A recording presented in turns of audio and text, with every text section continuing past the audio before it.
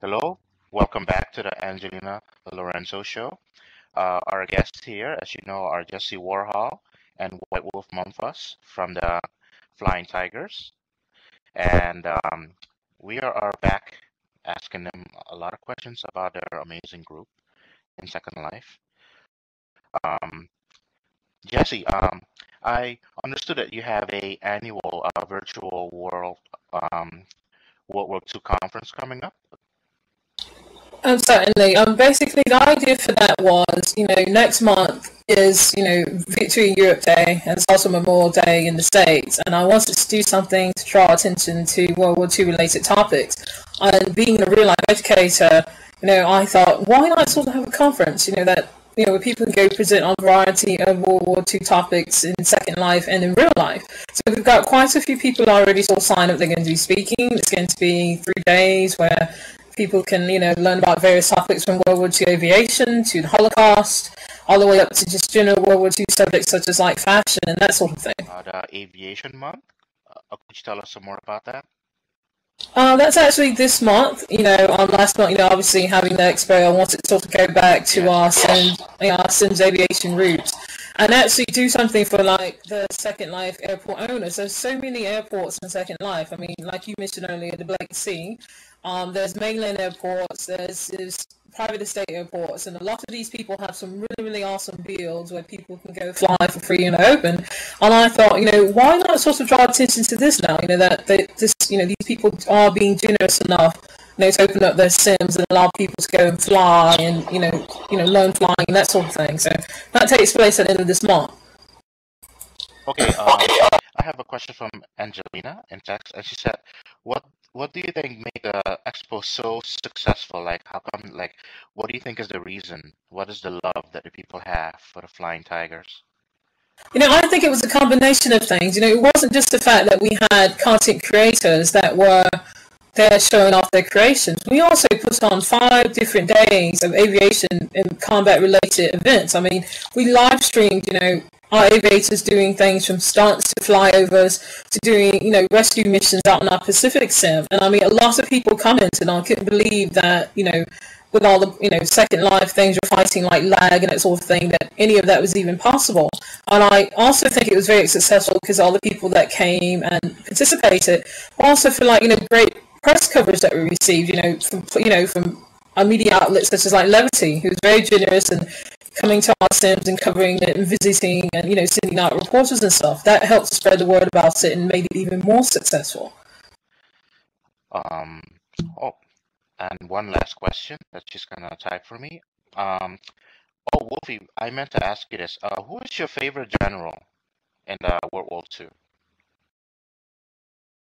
Favorite general in World War II? It would be quite difficult to answer. Actually, okay, I'll just go with one of my favorites then. There's actually a person called Rommel, but we know him more popularly as the Desert Fox. Part of the reason why I actually admire him is because he's one of the few people who he exhibited a kind of creativity. The one thing about World War II which I find is interesting is it was actually the first time whereby you had armored warfare in the sense of tanks and vehicles going in a large-scale battle. So Rommel is one of those few people who was able to develop tactics, strategy, and all kinds of ingenious methods to conduct armored tank warfare in a desert setting. And it's not easy to do that in a desert setting because a desert is a wide open space. There is considerations like where to hide, how to move your units so that they can get an optimal firing position. And another thing which I find really, really interesting about how Rommel did it is German tanks had a reputation of being over-engineered. So a lot of times the tanks were actually too heavy, which was part of the reasons why they didn't fare so well in places like Russia and in more where the terrain just wasn't suitable for it because it just sink into the mud or the snow. Yes. So desert terrain is one of those kind of places which is challenging in itself to operate a tank. And for him to have conducted battles on that scale for so long and be successful with it is something that I've come to admire. Have you guys ever read the Diary of Anne Frank? And what do you think made a diary of this girl basically conclude about the war? Like, what do you guys think about that? I've read the novel and actually been to the Anne Frank house, what they have there. And I have to honestly sort of say, being a Jew myself in real life, it's very, very touching because you're seeing this war and everything else from the eyes, of a girl, a young girl, basically. And there's always that sort of, thing where children are very, very honest. So you're getting the very honest viewpoint of what's happening. Of course, the story is very, very tragic the way it ended, but I think the fact that it drew attention that, the victims, of this horrible thing, the Holocaust, there was a lot of children involved. And they suffered just as much as, the adults did. And I think it sort of adds that level of horror, so to speak, of what, the actors people were doing, to just even innocent people, including children. Last question. Do you agree that we should, do you think war will bring more peace to the world, or what do you think will bring world peace? War has solved a lot of problems, bring down dictators, help people bring into democracy from communism. What is war like? Is it an answer to something, or what's your take on that? Personally, I mean, it's sort of like you're always going to have people who are going to want to go fight to get a point, and there's no winners or losers. I think in any war, I think both sides loses something. I mean, whether it's going to be loss of life, things never change.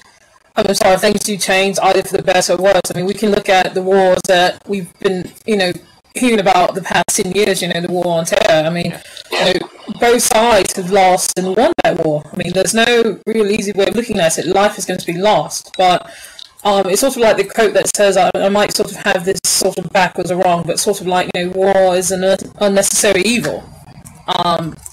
Fortunately, you are going to have people who feel that they do have to go out and be aggressive and, try to go and take over. And apparently sometimes the only way to start them is war. I don't know how you can really sort of avoid that. That will be it for the Angelina Show. I would like to give a shout out to the audience.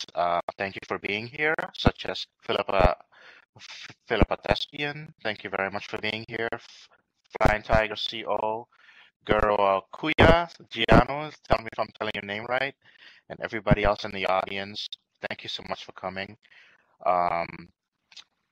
Our guests, Jessii and White Wolf, thank you so much for being here and for your patience and bearing with me as the host for Angelina. Thank you so much, everyone, and see you next week. Thank you for having us. Thank you so much for having and covering us. It was great.